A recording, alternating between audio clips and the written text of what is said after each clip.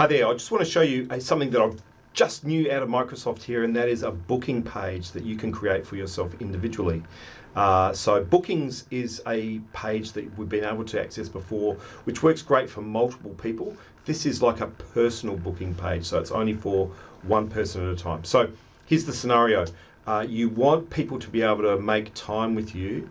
It could be inside your organisation or outside of your organisation, and the easiest way to do that, rather than emailing back and forward and trying to find the right time, is to give people a link where they can go in and see when you're available and book a time.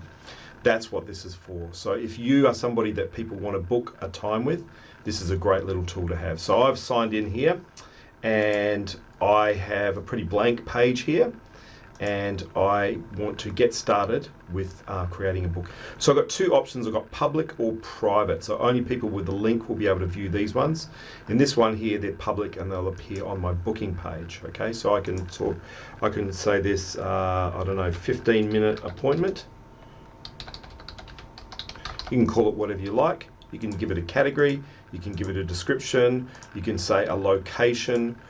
Where you'd like to have this meeting.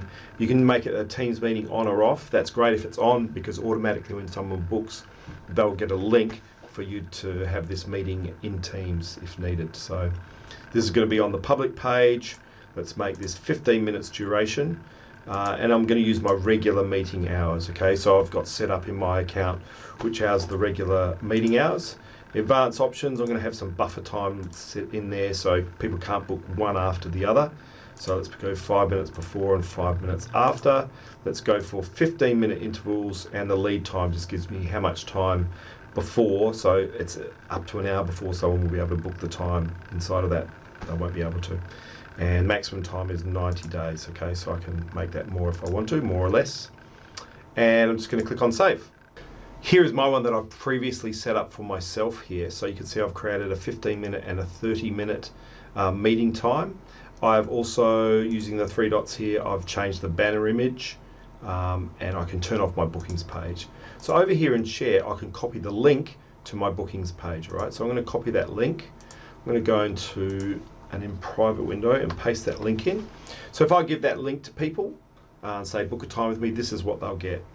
So they can either sign in with their office account, work account, or they continue as a guest. They can then say, all right, I want a 30-minute meeting.